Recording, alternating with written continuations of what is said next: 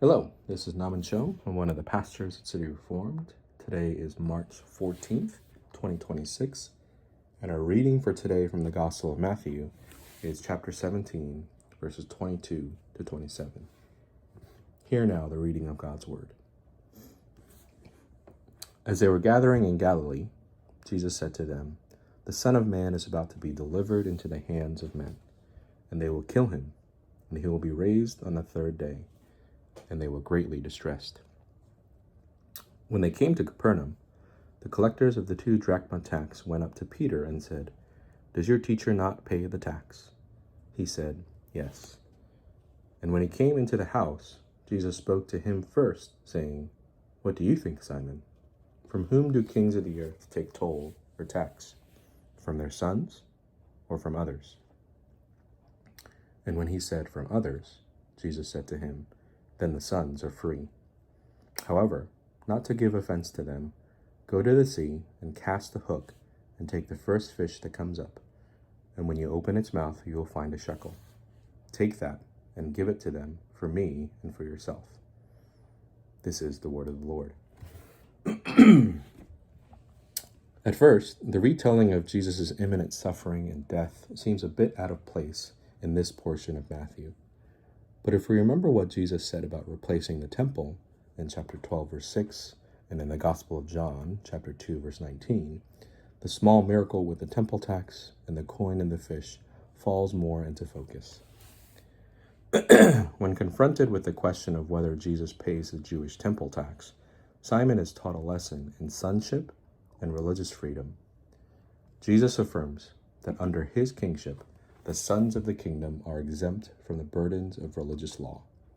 Jesus came to usher in a new kingdom and abrogate the ceremonial laws.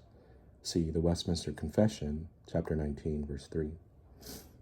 But Jesus is careful to consider those who would take offense to these new liberties being flaunted carelessly. So he provides a way for Peter to still pay the tax, even though he would have been free as a son of the king. What can we take away from this peculiar interaction? First, we stand in awe and worship of a God who can orchestrate the path of a fish and a drop of a coin to provide for our every need. This narrative is not meant to associate the provisions of God like a divine vending machine that feeds its consumers on demand, but it highlights the trust in our relationship with the Lord, to be assured that he provides our daily manna. It encourages us on the path to faith that our daily bread comes from above. And secondly, the sonship of Christ's kingdom is based on love and freedom. We are no longer required to quote-unquote pay the taxes of religious piety in order to merit our salvation. As sons and daughters of the true King, we are free from that burden. But we engage in the upkeep of God's temple, so to speak, as we serve in the ministry of his church.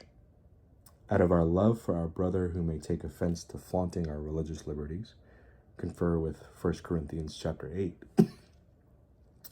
we faithfully serve in ways that exude our love for the law of God.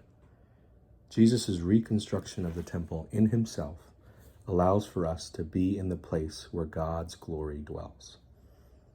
By his being delivered into the hands of men, being killed, and being raised on the third day, as mentioned in verses 22 to 23, we now have the freedom to both love God and love neighbor in faithful ways.